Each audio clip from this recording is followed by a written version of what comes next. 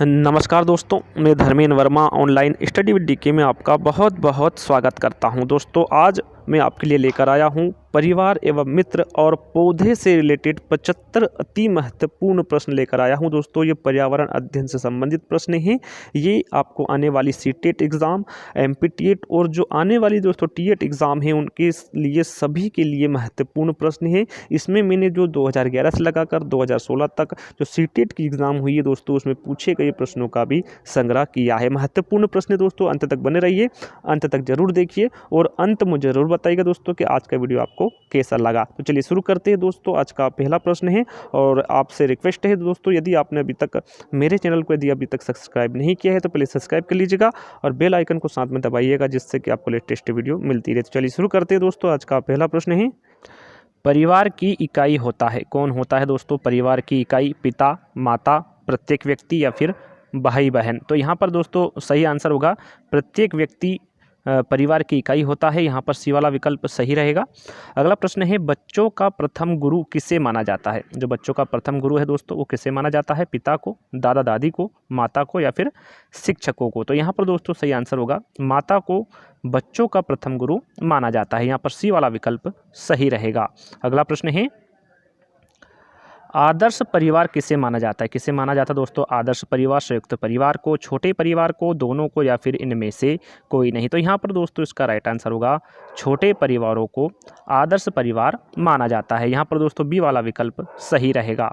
अगला प्रश्न है, वनों के प्रत्यक्ष लाभ का उदाहरण? दोस्तों आपको ध्यान देना है प्रश्न पर, यहाँ पर वनों के प्रत्यक्ष लाभ की बात हो रही है। कौन सा उदाहरण है प्रत्यक्ष लाभ का? वनों के भारी वर्षा को कम करना, पक्षियों का पोषण करना, वनों से लकड़ी प्राप्त करना या फिर उपरोक्त सभी? तो यहाँ पर दोस्तों जो प्रत्यक्ष लाभ का उदाहरण है वो वनों से लकड़ी प्राप्त करना है वनों के। यहाँ पर सी वाला विकल्प सही रहेगा। अगला प्रश्न है, फूलों की संरचना को ध्यान में देखने पर अंडाशय के अंदर छोटी छोटी गोल संरचनाएं पाई जाती है, उन्हें क्या कहते हैं? बीजांड, स्त्रीकेसर, बाह्यदल या फिर पुष्पदल? तो यहाँ पर इसका राइट आंसर है उसे बीजांड कहते हैं। यहाँ पर ए वाला विकल्प सही रहेगा। अगला प्रश्न है, संयुक्त परिवारों में आश्रित व्यक्तियों की देखभाल में कोई परेशानी नहीं होती, आश्रितों में शामिल है? कौन कौन है दोस्तों आश्रितों में शामिल? वृद्ध, बच्चे, अस्वस्थ व्यक्ति या फिर ये सभी? तो यहाँ पर दोस्तों जो आश्रितों में शामिल होते हैं वो वृद्ध भी होते हैं, बच्चे भी होते हैं और वो अस्वस्थ व्यक्ति भी होते हैं। यहाँ पर डी वाला विकल्प सही रहेगा, ये सभी। अगला प्रश्न है, हरे पौधे दिन के समय कार्बन डाइऑक्साइड की बजाय वायुमंडल में ऑक्सीजन छोड़ते प्रतीत होते हैं, क्योंकि क्यों होते हैं दोस्तों? आपके सामने 4 विकल्प हैं, इसमें से आपको सही विकल्प का चयन करना है। तो यहाँ पर इसका सही आंसर होगा क्योंकि दिन के समय प्रकाश संश्लेषण की दर श्वसन की दर से अधिक होती है, इसलिए हरे पौधे दिन के समय कार्बन डाइऑक्साइड की बजाय वायुमंडल में ऑक्सीजन छोड़ते प्रतीत होते हैं। यहाँ पर सी वाला विकल्प सही रहेगा। अगले प्रश्न की ओर बढ़ेंगे। अगला प्रश्न है हमारा, बालक को दिए जाने वाले आराम व निस्वार्थ प्रेम का सर्वोत्तम उदाहरण है? कौन सा दोस्तों बालक को दिए जाने वाला आराम व निस्वार्थ प्रेम का सर्वोत्तम उदाहरण? आपके सामने 4 विकल्प हैं, तो यहाँ पर इसका सही आंसर होगा वहाँ जिस परिवार में रहता है ये बालक को दिए जाने वाले आराम व निस्वार्थ प्रेम का सर्वोत्तम उदाहरण है। अगले प्रश्न की ओर बढ़ेंगे। अगला प्रश्न है, आपके विद्यालय में खेलों का आयोजन हो रहा है, तो ऐसी स्थिति में आप क्या करेंगे? क्या करेंगे दोस्तों आप ऐसी स्थिति में? आपके विद्यालय है जिसमें खेलों का आयोजन हो रहा है, ऐसी स्थिति में आप क्या करेंगे? आपके सामने 4 विकल्प है, तो यहाँ पर दोस्तों सही आंसर होगा आप यथासंभव विद्यालय परिसर में रहकर छात्रों का उत्साहवर्धन करेंगे। यहाँ पर बी वाला विकल्प सही रहेगा। अगला प्रश्न है, परिवार की परिकल्पना के पीछे आधारभूत तथ्य कौन सा है दोस्तों? आधारभूत तथ्य परिवार की परिकल्पना के पीछे आपके सामने 4 विकल्प है, तो यहाँ पर जो सही विकल्प रहेगा ए वाला रहेगा, मानव का सामाजिक प्राणी होना। यहाँ पर ए वाला विकल्प सही रहेगा। अगला प्रश्न है, पशुओं को किसी विशिष्ट उद्देश्य के लिए रखना व पालन पोषण करना क्या कहलाता है? पालतू बनाना? दोस्तों बहुत ही सिंपल सा प्रश्न है, आपको सभी को पता होगा इसका। पालन पोषण करना, पशुपालन या फिर इनमें से कोई नहीं? तो यहाँ पर इसका सही आंसर होगा पशुओं को किसी विशिष्ट उद्देश्य के लिए रखना व पालन पोषण करना पालतू बनाना कहलाता है। काफ़ी सरल प्रश्न था दोस्तों, इसका सही आंसर ए वाला होगा। अगला प्रश्न है, छोटे बच्चों के समाजीकरण में खेलों द्वारा जो लाभ मिलता है वहाँ क्या है दोस्तों? जो छोटे बच्चों के समाजीकरण में खेलों द्वारा लाभ मिलता है, तो यहाँ पर इसका बी वाला विकल्प सही रहेगा। बालक सामाजिक प्रत्याशों के अनुकूल समायोजन सीख लेता है, यहाँ पर बी वाला विकल्प सही रहेगा। अगला प्रश्न है, अधिकतर शिक्षा बोर्डों ने पशुओं के विच्छेदन पर प्रतिबंध लगाया है, क्योंकि क्यों लगाया है दोस्तों? अधिकतर शिक्षा बोर्डों ने पशुओं के विच्छेदन पर प्रतिबंध, आपके सामने 4 विकल्प हैं, इसमें से आपको सही विकल्प का चयन करना है। तो यहाँ पर इसका सही आंसर होगा बी वाला। पशुओं के प्रति क्रूरता को रोकने के लिए विद्यार्थियों को संवेदनशील करने की आवश्यकता है, यहाँ पर बी वाला विकल्प सही रहेगा। अधिकतर शिक्षा बोर्डों ने पशुओं के विच्छेदन पर प्रतिबंध लगाया है, क्योंकि पशुओं के प्रति क्रूरता को रोकने के लिए शिक्षार्थियों को संवेदनशील करने की आवश्यकता, यहाँ पर बी वाला विकल्प सही रहेगा। अगला प्रश्न है, जल बीजों के अंकुरण को कैसे प्रभावित करता है? पता लगाने के लिए शिक्षक ने विद्यार्थियों को सेम के बीज रुई की परत पर भिगोकर कुछ दिन रखने के लिए और उनमें परिवर्तन देखने के लिए कहा। वहाँ कौन सी एक महत्वपूर्ण सलाह देना भूल गया कि उनको निम्न प्रकार से रखना है? दोस्तों, कौन सी महत्वपूर्ण सलाह है जो देना भूल गया कि उन्हें निम्न प्रकार से रखना है? तो वहाँ पर जो सलाह देना भूल गया वो पहला वाला ए वाला विकल्प सही रहेगा। थोड़े बीज गीली रुई पर होना चाहिए, यहाँ शिक्षक महत्वपूर्ण सलाह देना भूल गया, यहाँ पर ए वाला विकल्प सही रहेगा। अगला प्रश्न है, परिवारों के टूटने के फलस्वरूप बच्चों पर होने वाली प्रतिक्रिया है। बच्चों का अंतर्मुखी होना, बच्चों में विद्रोह पनपना, बच्चों का कुंठित होना या फिर ये सभी। तो यहाँ पर दोस्तों हमारा सही आंसर होगा बच्चों का अंतर्मुखी होना, बच्चों में विद्रोह पनपना और बच्चों का कुंठित होना परिवारों के टूटने के फलस्वरूप बच्चों पर होने वाली प्रतिक्रिया है। यहाँ पर दोस्तों हमारा सही आंसर होगा ये सभी। अगला प्रश्न है, पत्तियों पर सिराओं द्वारा बनाए गए डिजाइन को किस नाम से जाना जाता है? किस नाम से जाना जाता है दोस्तों पत्तियों पर सिराओं द्वारा बनाए गए डिजाइन को? तो यहाँ पर इसका सही आंसर है सिरा विन्यास के नाम से जाना जाता है पत्तियों पर सिराओं द्वारा बनाए गए डिजाइन को, यहाँ पर बी वाला विकल्प सही रहेगा।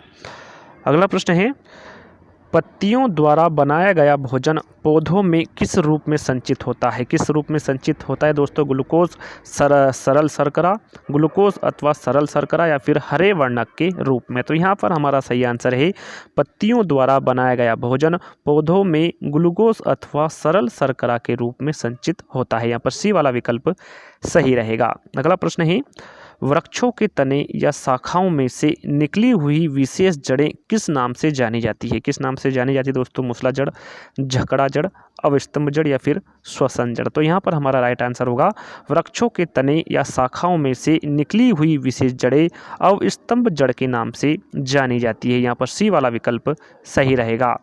अगला प्रश्न है, पौधों की चालनी नलिका कोशिकाओं और स्तनधारियों की लाल रुधिर कोशिकाओं की संरचना में विशेष समानता है। दोनों में दोस्तों क्या विशेष समानता है? हरित लवण की अनुपस्थिति, कोशिका भित्ति की अनुपस्थिति, हीमोग्लोबिन की उपस्थिति या फिर केंद्रक की अनुपस्थिति। आपके सामने 4 विकल्प है, तो यहाँ पर दोस्तों हमारा सही आंसर होगा केंद्रक की अनुपस्थिति, चालनी नलिका कोशिकाओं और स्तनधारियों की लाल रुधिर कोशिकाओं की संरचना में विशेष समानता है, यहाँ पर डी वाला विकल्प सही रहेगा।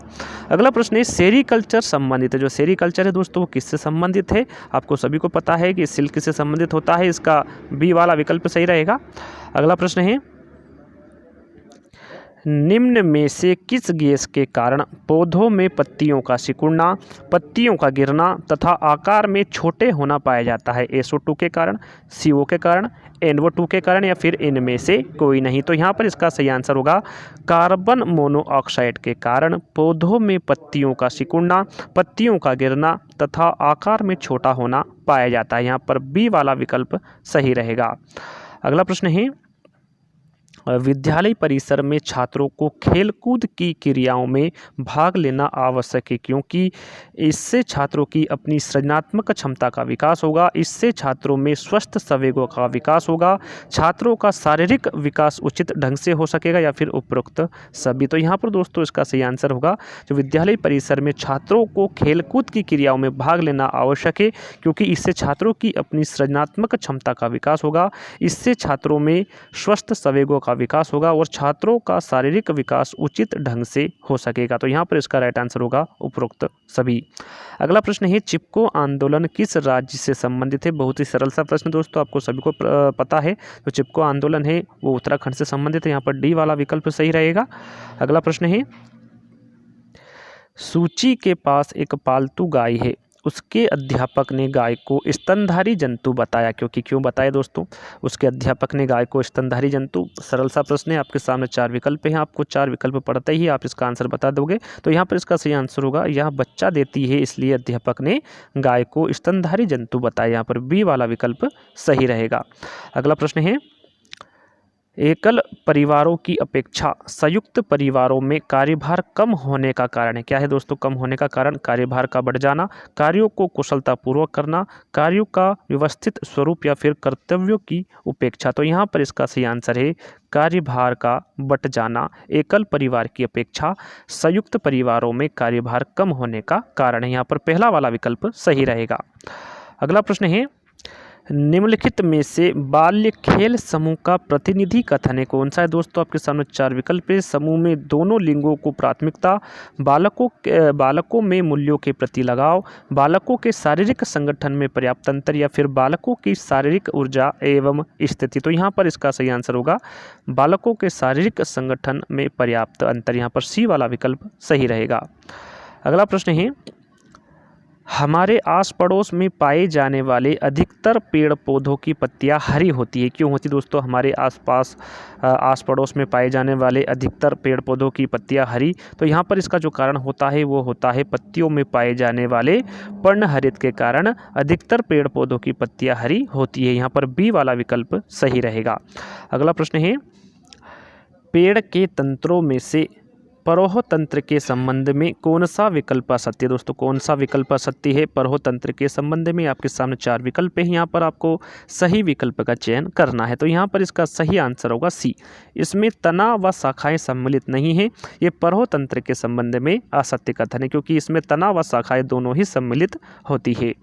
अगला प्रश्न है मूल गोप नहीं पाया जाता है। किसमें नहीं पाया जाता दोस्तों मूल गोप? सबसे पहले पता होना चाहिए दोस्तों कि मूल गोप होता क्या है। जड़ होती दोस्तों, उसके ऊपरी सिरे में यहाँ पर एक टोपीनुमा भाग होता है दोस्तों, उसको ही हम मूल गोप कहते हैं, मूल गोप कहते हैं। अब जो मूल गोप है दोस्तों किसमें नहीं पाया जाता? तो ये जलीय पौधों में नहीं पाया जाता। यहाँ पर इसका पहला वाला विकल्प सही रहेगा। अगला प्रश्न है एक अच्छे शिक्षक को खेलकूद में सक्रिय रूप से भाग लेना चाहिए। क्योंकि क्यों लेना चाहिए दोस्तों? एक अच्छे शिक्षक को खेलकूद में सक्रिय रूप से भाग, आपके सामने 4 विकल्प हैं, इसमें से आपको बताना है। तो यहाँ पर इसका सही आंसर है इससे उसे छात्रों के निकट संपर्क में आने का अवसर मिलता है। यहाँ पर पहला वाला विकल्प सही रहेगा। अगला प्रश्न है प्रकाश संश्लेषण संपादित होता है। किसमें होता है दोस्तों प्रकाश संश्लेषण संपादित? आपके सामने 4 विकल्प हैं। तो यहाँ पर इसका सही आंसर है सभी हरे पौधों द्वारा प्रकाश संश्लेषण संपादित होता है। यहाँ पर सी वाला विकल्प सही रहेगा। अगला प्रश्न है अन्य मृत जंतुओं पर जीवन निर्वाह करने वाले प्राणी को कहा जाता है। क्या कहा जाता है दोस्तों? सरल सा प्रश्न, आपको सभी को पता होगा, स्कैवेंजर कहा जाता है। अन्य मृत जंतुओं पर जीवन निर्वाह करने वाले प्राणी को स्कैवेंजर कहा जाता है। यहाँ पर सी वाला विकल्प सही रहेगा। अगला प्रश्न है पेड़ पौधे प्रदूषण को घटाते हैं क्योंकि वे अवशोषण करते हैं। किसका करते हैं दोस्तों वो अवशोषण? आपके सामने 4 विकल्प हैं। तो ये करते हैं कार्बन डाइऑक्साइड का। बहुत ही सरल सा प्रश्न था दोस्तों, आपको सभी को इसका आंसर पता होगा। अगला प्रश्न है अधिकतर पेड़ पौधे पाए जाते हैं कहाँ पाए जाते हैं दोस्तों? काफ़ी सरल सा प्रश्न है, 4 विकल्प पढ़ते ही आप इसका आंसर बता दीजिएगा। स्थलमंडल, जलमंडल, वायुमंडल और प्रकाश मंडल में। तो यहाँ पर दोस्तों जो अधिकतर पेड़ पौधे पाए जाते हैं वो स्थलमंडल में पाए जाते हैं। अगला प्रश्न है निम्नलिखित में से कौन सा सदाबहार पेड़ नहीं है। दोस्तों आपको बताना है कि जो सदाबहार पेड़ नहीं है वो कौन सा है? नीम, इमली, बबूल या फिर सहतूत। तो यहाँ पर इसका सही आंसर है सहतूत एक सदाबहार पेड़ नहीं है। नीम, इमली और बबूल ये तीनों ही सदाबहार पेड़ है, याद रखिएगा। अगला प्रश्न है पौधों में प्रकाश संश्लेषण क्रिया किस रंग में सबसे अधिक होती है? नीला, पीला, लाल या फिर हरा। तो यहाँ पर दोस्तों इसका सही आंसर है जो पौधों में प्रकाश संश्लेषण क्रिया है वो हरे रंग में सबसे अधिक होती है। यहाँ पर डी वाला विकल्प सही रहेगा। अगला प्रश्न है निम्नलिखित में किससे कुनेन नामक दवा प्राप्त होती है? मनी प्लांट से, सिनकोना से, यूकेलिप्टिस से या फिर अकोनाइट से। तो यहाँ पर इसका सही आंसर है सिनकोना से कुनेन नामक दवा प्राप्त होती है। यहाँ पर बी वाला विकल्प सही रहेगा। अगला प्रश्न है भारत का राष्ट्रीय पशु है, आपको सभी को पता होगा दोस्तों, जो बाघ है वो भारत का राष्ट्रीय पशु है। यहाँ पर सी वाला विकल्प सही रहेगा। अगला प्रश्न है निम्न में से मरुस्थलीय पौधों की विशेषता है। दोस्तों यहाँ पर मरुस्थलीय पौधों की विशेषता बताना है कौन सी है। आपके सामने 4 विकल्प हैं, तो इसका सही आंसर होगा इनकी जो पत्तियाँ होती है दोस्तों वो बहुत छोटी होती है और अनुपस्थित रहती है। यहाँ पर दोस्तों इसका बी वाला विकल्प सही रहेगा। अगला प्रश्न है भारत में सर्वाधिक वन निम्नलिखित में से किस क्षेत्र में पाए जाते हैं। महत्वपूर्ण प्रश्न है दोस्तों, किस क्षेत्र में पाए जाते हैं भारत में सर्वाधिक वन। तो यहाँ पर पाए जाते हैं पश्चिमी घाट में। पश्चिमी घाट में भारत में सर्वाधिक वन पाए जाते हैं। यहाँ पर डी वाला विकल्प सही रहेगा।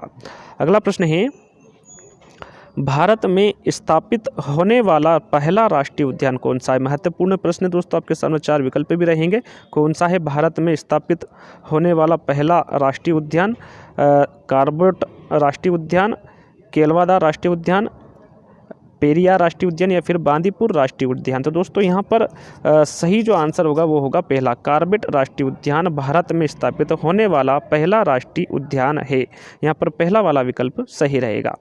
अगला प्रश्न है कैक्टस जैसे पौधे महत्वपूर्ण हैं, किसके लिए महत्वपूर्ण है दोस्तों। वन पारिस्थितिकी तंत्र के लिए, रेगिस्तान पारिस्थितिकी तंत्र के लिए, घास भूमि के लिए या फिर सवाना के लिए। तो यहाँ पर 4 विकल्प दिए हैं, तो इसमें से आपको सही विकल्प का चयन करना है। तो इसका सही आंसर है जो कैक्टस पौधे होते हैं वो रेगिस्तान पारिस्थितिकी तंत्र के लिए महत्वपूर्ण होते हैं। यहाँ पर बी वाला विकल्प सही रहेगा। अगला प्रश्न है किसी भी पारितंत्र में कालांतर में जीवों की संख्या स्थिर हो जाती है। जीवों की संख्या स्थिर होने का कारण क्या नहीं है। क्या नहीं है दोस्तों जीवों की संख्या स्थिर होने का। अपघटक, उत्पादक, पर्णरहित या फिर मांसाहारी। तो यहाँ पर इसका सही आंसर है पर्णरहित जीवों की संख्या स्थिर होने का कारण नहीं है। यहाँ पर सी वाला विकल्प सही रहेगा। अगला प्रश्न है जल और सौर ऊर्जा के अतिरिक्त हरी वनस्पति को प्रकाश संश्लेषण के लिए और किस चीज़ की आवश्यकता होती है। किस चीज़ की आवश्यकता होती है। हाइड्रोजन गैस की, ऑक्सीजन गैस की, नाइट्रोजन गैस की या फिर कार्बन डाइऑक्साइड गैस की। तो यहाँ पर जो आवश्यकता होती है दोस्तों जल और सौर ऊर्जा के अतिरिक्त हरी वनस्पति को प्रकाश संश्लेषण के लिए और कार्बन डाइऑक्साइड गैस की आवश्यकता होती है। यहाँ पर डी वाला विकल्प सही रहेगा। यहाँ पर जो विकल्प रहेगा दोस्तों डी वाला सही है। अगला प्रश्न है हमारे आस पड़ोस के तालाबों में स्थित पौधों की संरचना होती है किस प्रकार की होती है। उनकी जड़ें नहीं होती, उनका तना लंबा, खोखला एवं हल्का होता है, इनकी पत्तियां चौड़ी एवं छोटी होती या फिर इनके तने ठोस व पतले होते हैं। तो यहाँ पर इसका सही आंसर है उनका तना लंबा, खोखला एवं हल्का होता है। यहाँ पर बी वाला विकल्प सही रहेगा। अगला प्रश्न है पश्चिमी राजस्थान के मरुस्थल प्रसार को रोकने एवं मृदा अपरदन को कम करने हेतु उपाय कौन सा है दोस्तों। उपाय शुष्क खेती करके, चराई एवं प्रतिबंध लगाकर, वनारोपण करके या फिर फसल चक्र अपनाकर। तो यहाँ पर इसका सही आंसर है वनारोपण करके। इसका सही आंसर होगा सी वाला। अगला प्रश्न है जलीय विषैले पदार्थों के अवशोषक के रूप में जाना जाता है। सिंघाड़े का पौधा, कमल, जलकुंभी या फिर जलीय पौधा। तो इसका सही आंसर है जो कमल है दोस्तों जलीय विषैले पदार्थों के अवशोषक के रूप में जाना जाता है। यहाँ पर बी वाला विकल्प सही रहेगा। अगला प्रश्न है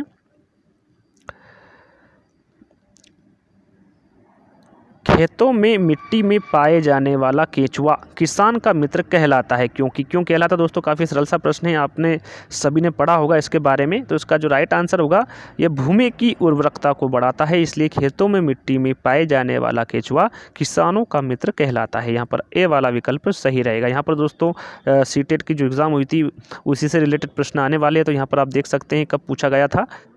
पक्षी अपनी गर्दन बहुत अधिक हिलाते हैं, इसका कारण है कि क्या कारण है दोस्तों। इसका आपके सामने 4 विकल्प है। तो इसका कारण होता है पक्षियों की आंखों में पुतली घूम नहीं सकती, इसलिए पक्षी अपनी गर्दन बहुत अधिक हिलाते हैं। यहाँ पर सी वाला विकल्प सही रहेगा। अगला प्रश्न है पंखुड़ियों के अंदर फूल के बीज में कुछ पतली पाउडर जैसी रचनाएं दिखाई देती है, जिन्हें क्या कहते हैं।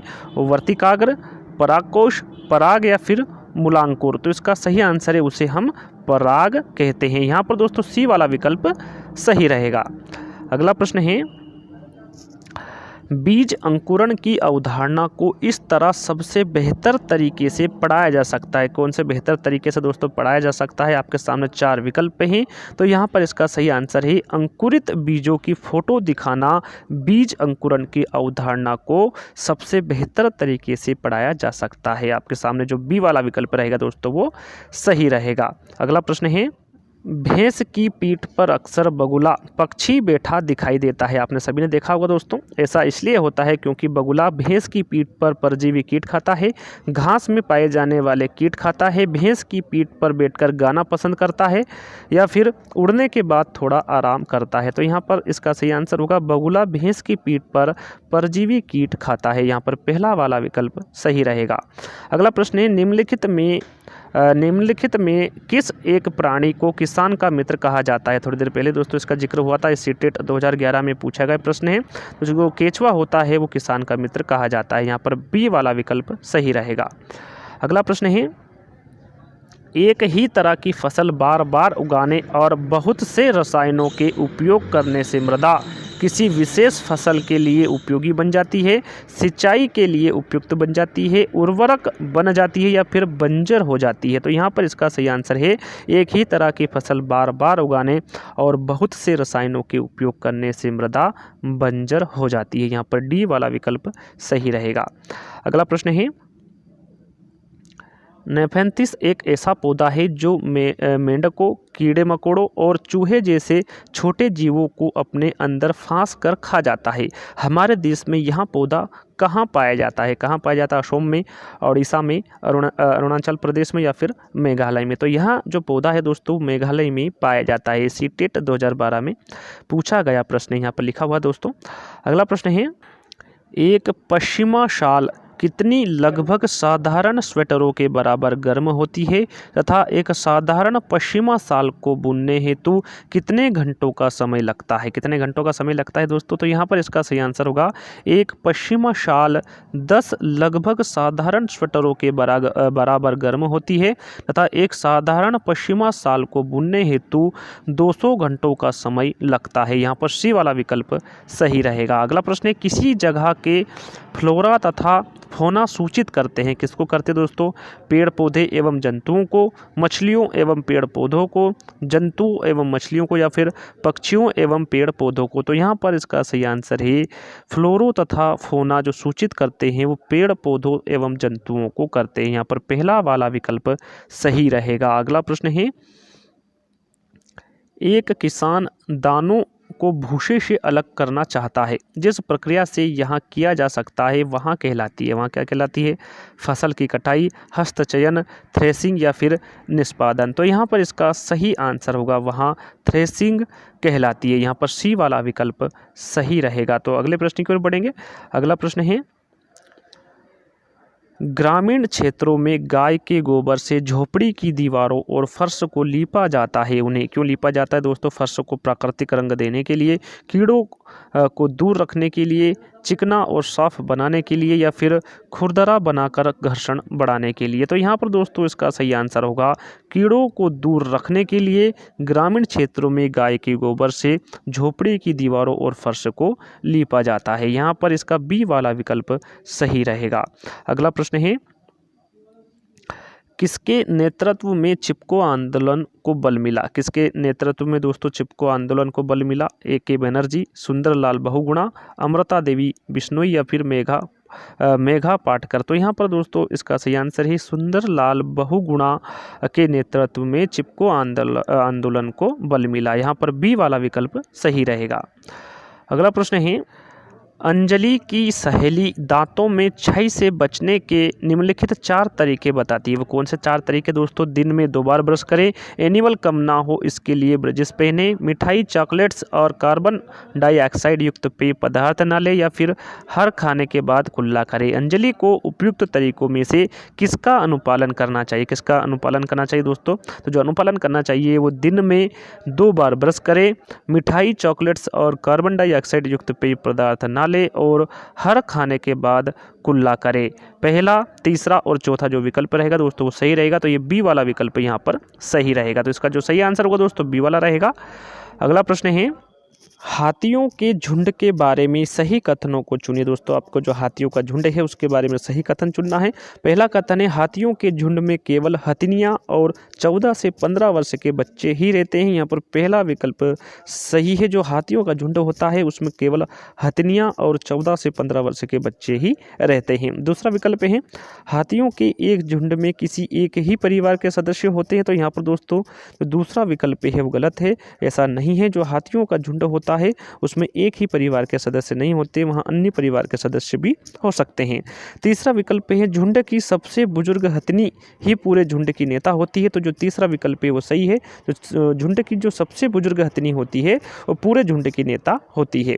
चौथा विकल्प है, एक झुंड में हथिनियों और बच्चों की संख्या कितनी भी हो सकती है। तो यहाँ पर ऐसा नहीं है, कुछ जो हथनियाँ हैं दोस्तों उनके बच्चों की संख्या कितनी भी हो सकती है, ऐसा नहीं है। तो यहाँ पर जो फोर्थ विकल्प रहेगा वो गलत रहेगा। इसमें ए और सी दोनों विकल्प सही रहेंगे, तो इसके अकॉर्डिंग जो सी वाला विकल्प रहेगा दोस्तों वो सही रहेगा। अगले प्रश्न की ओर बढ़ेंगे। अगला प्रश्न है, नीचे दिए गए कर्तव्यों या उत्तरदायित्वों का अध्ययन कीजिए। अन्य लोगों का सामान उठाने में मदद करना, पूरे ग्रुप के आगे चलना ताकि ग्रुप पीछे पीछे चले, जो चल ना पाए उसे रुकने के लिए कहना, साथी के बीमार होने पर उसका ध्यान रखना और सबके लिए खाने पीने का इंतजाम करना, या फिर रुकने और आराम करने के लिए अच्छी जगह ढूंढना। माउंटेनियरिंग में ग्रुप लीडर की जिम्मेदारियों का उपयुक्त चयन कीजिए। दोस्तों आपको जो ग्रुप लीडर है उसकी जिम्मेदारियों का उपयुक्त चयन करना है। तो यहाँ पर अन्य लोगों का सामान उठाने में मदद करना, साथी के बीमार होने पर उसका ध्यान रखना और सबके लिए खाने पीने का इंतजाम करना और रुकने और आराम करने के लिए अच्छी जगह ढूंढना माउंटेनियरिंग में ग्रुप लीडर की जिम्मेदारियां होती है। तो यहाँ पर दोस्तों इसका पहला विकल्प सही रहेगा। अगला प्रश्न है, कुछ जानवर रात में जागते हैं। ये जानवर हर चीज को जिन रंगों में देखते हैं वे हैं काला और सफ़ेद, लाल और संतरी, बैंगनी और नीला, या फिर हरा और पीला। तो यहाँ पर इसका सही आंसर होगा, कुछ जानवर रात में जागते हैं। ये जानवर हर चीज को जिन रंगों में देखते हैं वे काला और सफ़ेद है। यहाँ पर पहला वाला विकल्प सही रहेगा। अगला प्रश्न है, मिजोरम में की जाने वाली झूम खेती के विषय में निम्नलिखित कथनों का अध्ययन कीजिए। दोस्तों एक फसल को काटने के पश्चात भूमि को कुछ वर्षों तक खुला छोड़ देते हैं। इस भूमि पर उगने वाले बांस और खरपतवार को काटकर जला दिया जाता है। बीज बोने से पहले भूमि की गहरी जुताई की जाती है। एक ही खेत में 3-4 भिन्न भिन्न प्रकार की फसल उगाई जाती है, या फिर आवश्यकता अनुसार रासायनिक उर्वरकों और कीटनाशकों का उपयोग भी किया जाता है। इनमें सही कथन है दोस्तों, इसमें सही कथन कौन कौन से हैं? तो इसमें सही कथन पहला, दूसरा और चौथा, ये तीनों ही झूम खेती के विषय में कथन सत्य है। एक फसल के काटने के पश्चात भूमि को कुछ वर्षों तक खुला छोड़ देते हैं। इस भूमि पर उगने वाले बांस और खरपतवार को काटकर जला दिया जाता है और एक ही खेत में 3-4 भिन्न भिन्न प्रकार की फसलें उगाई जाती है। यहाँ पर दोस्तों सी वाला विकल्प यहाँ पर सही रहेगा झूम खेती के संबंध में। अगला प्रश्न है, निम्नलिखित का अध्ययन कीजिए। कौवा पेड़ की ऊंची डाल पर अपना घोंसला बनाता है। इस घोंसले को बनाने में कई प्रकार की चीज़ें, यहाँ तक कि लकड़ी की शाखाएं और लोहे के तार भी होते हैं।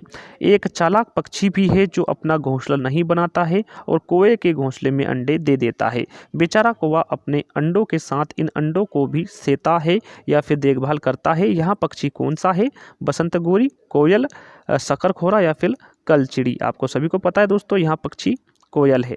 यहाँ पर इसका बी वाला विकल्प सही रहेगा।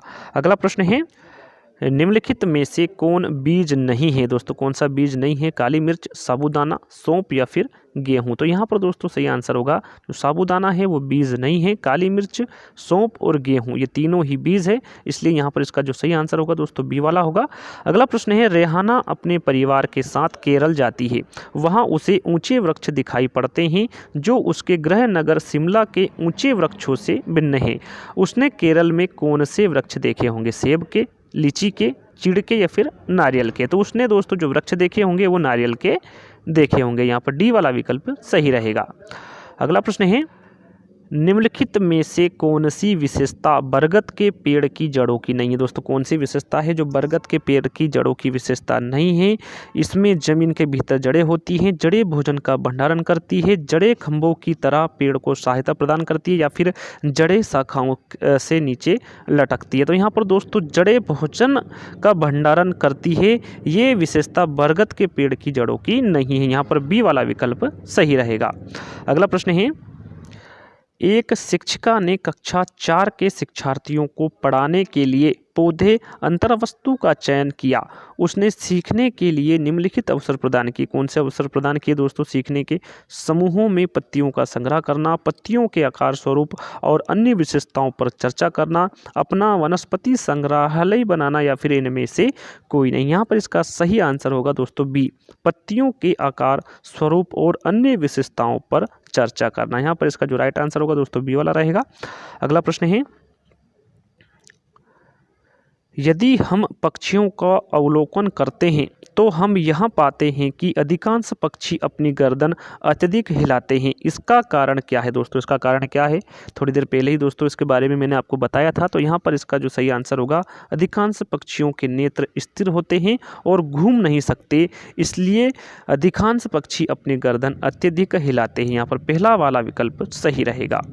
अगला प्रश्न है, बगुला भैंस पर बैठता है क्योंकि क्यों बैठता है दोस्तों? आप सोच रहे होंगे सर ये वापस प्रश्न ले आए, ये पहले भी बता चुके हैं। तो आपने ध्यान दिया होगा दोस्तों, तो वहाँ प्रश्न सीटेट 2011 में पूछा गया था और बीटेट में भी पूछा गया था 2011 में। एक ही प्रश्न 2 एग्जामों में आया है और दोस्तों यही प्रश्न सीटेट 2015 में भी पूछा गया है। उसके चारों विकल्प दोस्तों बदल दिए गए, यहाँ पर भी बदले हुए हैं 4 विकल्प। आप वहाँ के 4 विकल्प पढ़ लीजिएगा, आपको समझ में आ जाएगा। ये प्रश्न जो है वो एक जैसा है, पर इसके जो 4 विकल्प है वो अलग है। बगुला तथा भैंस में सहजीवी का संबंध है। बगुला मनोरंजन के लिए भैंस पर बैठता है। भैंस बगुले की एक स्थान से दूसरे स्थान तक आने जाने में मदद करती है, या फिर बगुला भैंस को डराना चाहता है। तो यहाँ पर इसका सही आंसर है बगुला भैंस पर बैठता है, क्योंकि बगुला तथा भैंस में सहजीवी का संबंध है। यहाँ पर पहला वाला विकल्प सही रहेगा। अगला प्रश्न है, निम्नलिखित में से जड़ का कौन सा कार्य पौधे के लिए नहीं है। दोस्तों कौन सा कार्य पौधे के लिए नहीं है? जड़ का आपके सामने 4 विकल्प हैं, तो इसमें से सही विकल्प रहेगा भोजन भंडारण या फिर संचित करना। जड़ का कार्य पौधे के लिए नहीं है। यहाँ पर दोस्तों पहला विकल्प सही है। अगला प्रश्न है, निम्नलिखित में से कौन सा कीट मधुमक्खियों की भांति कॉलोनी या फिर बस्ती में एक साथ नहीं रहता? कौन सा है दोस्तों कीट?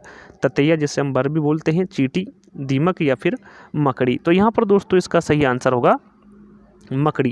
जो मकड़ी है वो मधुमक्खियों की भांति कॉलोनी या बस्ती में एक साथ नहीं रहता या फिर नहीं रहती। यहाँ पर डी वाला विकल्प सही है।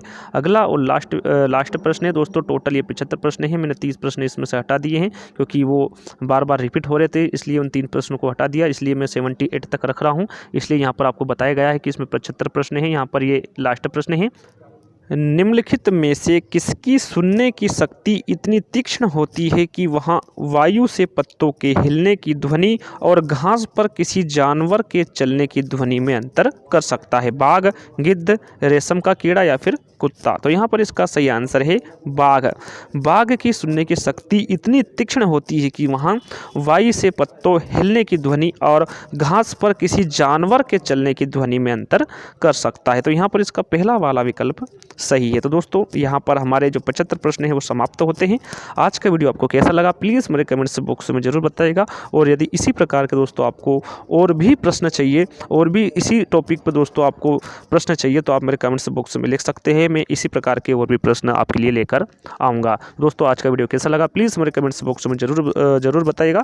और यदि अभी तक मेरे चैनल को आपने सब्सक्राइब नहीं किया है तो प्लीज़ सब्सक्राइब कर लीजिए और साथ में बेल आइकन को दबाइए, जिससे कि आपको लेटेस्ट वीडियो मिलती रहे। धन्यवाद।